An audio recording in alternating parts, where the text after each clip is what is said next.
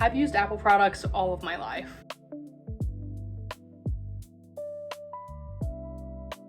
Well, most of my life. My first ever phone was some Samsung that I can't remember the name of. It was very blocky and I was also like 12 when I had it. Then my next phone was an iPhone 6. I loved that thing. It was my favorite thing known to man. It would come to theater camp with me and it was a great time to take pictures and hang out with my friends and have my first ever Instagram account. After the iPhone 6, I upgraded quite a bit. I had my iPhone XR in yellow. I still have it somewhere in here, but I'm too lazy to go grab it. After my iPhone XR, I had my 12 mini, which was a green pastel color. I loved that thing. I thought it was great considering I have small hands, so it felt like the perfect phone for me. But after a little bit, I wanted a bigger screen because it was bothering me. After that, I upgraded to the 15, just the base model in the pink color. I loved that thing. The pink color was just my favorite, but it also started getting out of date kind of recently. It would bug out. I don't know if that was a me thing or an Apple thing. So once that phone started bugging, I wanted to get a new one recently, but frankly, phones are expensive. However, my boyfriend got a new phone. He got the 17 Pro Max. So his old phone, the 16 Pro Max, was going out of commission because he wasn't using it anymore. My boyfriend's right there, so don't mind me looking over at him. As a result, he gave me his 16 Pro Max, which is the transition into what Apple ecosystem products I use today. Editor's note: I am not a tech bro, aka I don't know what I'm talking about half the time. In fact, I just like rambling. So enjoy my rambles about my Apple products, and if you have any questions, leave them down below. I can give you a better answer than what I say in this video. So first on the list is my iPhone 16 Pro Max. So Apple changed how they name the colors of products. I would call this the space gray equivalent. There are a few things I like about this phone. It's super easy to use. It's great for beginner people who may not understand technology as well. So it's great whenever you're trying to teach a family member who may not be as in tune with technology. It has some exclusive apps you can't get on Android. And overall, I just like the usability, the aesthetic, and overall vibe, if you will, of the iPhone and the Apple ecosystem. The next Apple product I want to talk to you about is the iPad base model. I believe it's the 11th generation. It comes in this super hot pink color, which I love. Don't mind the light there. I got a hot pink case to match it. I also have the Apple Pencil that works with this iPad. This is the USB-C version of it because this one doesn't have the magnetic capabilities, which is fine with me because I don't really mind not having the magnetic option.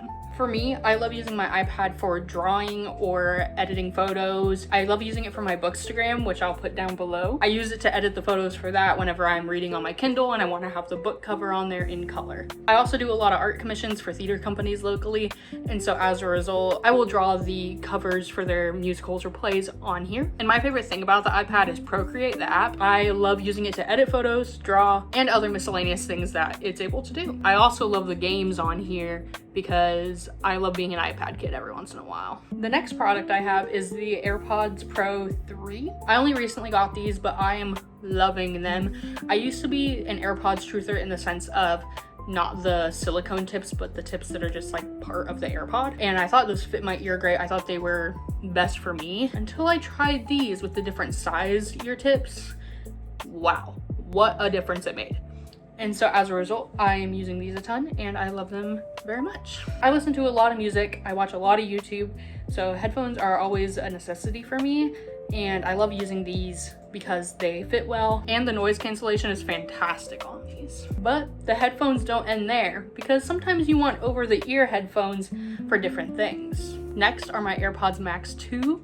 I love these things. I got the midnight color because I figured it'd go best with the phone that I have and everything else that I wear. My boyfriend and some of his family and I recently went on a trip where we were doing a lot of traveling via bus, and these on the bus were so helpful. I could tune people out, I could listen to my music, I could watch my videos and not bother anyone. These come in a protective case, that way you don't hurt the outsides of them. And this is what the outside of the headphones looks like whenever you take them out of the case. And this is what the pads of the headphones look like with left and right being labeled on the inside. Overall, I also love these for the noise cancellation, but these are great if you have other people around you and you don't want them possibly hearing what you're listening to or watching. That way you don't bother them. I also just love how these look on. I think they're a great accessory and a great way to personalize your outfit a little bit. Another great use for the headphones is whenever you edit videos, especially if you're into content creation. When you edit videos, you want to have a good pair of headphones that will work for your video. You can make sure it's all good for your viewers whenever they're listening or watching your video.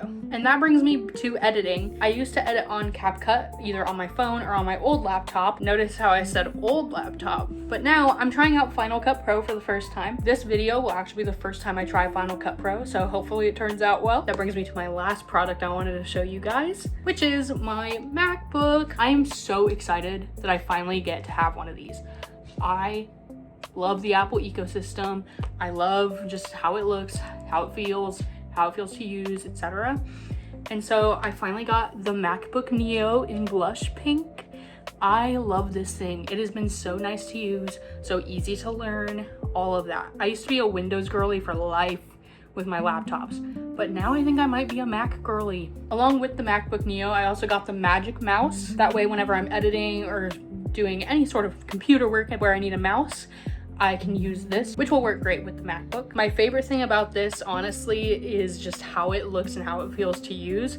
I can't really pinpoint a favorite thing yet because I haven't had it for long enough, but right now I just love how it feels, the usability of it, etc. So after watching all of that, you might be wondering if you should switch over to Apple, or if you just want to get a new Apple product, how it would feel to use, and if I would recommend it. If you are a current Apple user, I would recommend staying in the Apple Whoa, I forgot something. I forgot an Apple product that I own. So you've probably seen it in this video, but my Apple Watch. I don't know why. I mean, I'm so used to just having this on. I guess I completely forgot it's part of the Apple ecosystem. I love using this for fitness tracking and steps tracking. I also love being able to see my notifications when I'm at work and I'm not able to pull my phone out, so that's super helpful. I have this band from Amazon that's just a blue fabric band that is basically just elastic, which is great for keeping it on my wrist. And I just have one of the basic faces on it that tracks all your fitness goals. So, as I was saying, you may be wondering if the Apple ecosystem is right for you. If you already own an iPhone but you don't have any other Apple products, I would recommend it if it's usable for what you do in your daily life. So if you're a college student, I would totally recommend the MacBook Neo, or maybe a better MacBook if you're able to afford it, or the Apple Watch if you're at work and you want to be able to see what your spouse is saying and you don't know if you're able to reply right now, you can reply on your watch. Now, if you're currently a Samsung or Android or whatever user that isn't Apple, it would depend on if I would recommend it or not. Because if you were loyal and you truly understand the Android system, then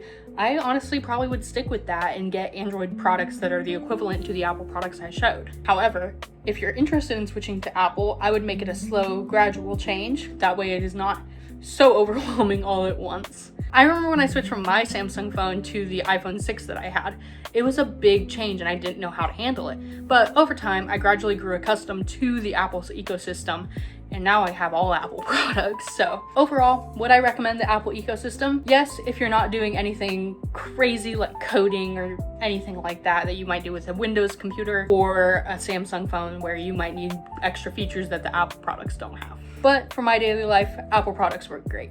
That's all I have to say. Thank you so much for watching my video. If you liked the video, make sure you leave a like, comment, and feel free to subscribe if you want. I'd love to hear what you guys want from me next. I want to start uploading more consistently if possible, but work makes that kind of difficult. I hope you all have a great day. Let me know what you want to see next from me, and I appreciate you all very much. Bye!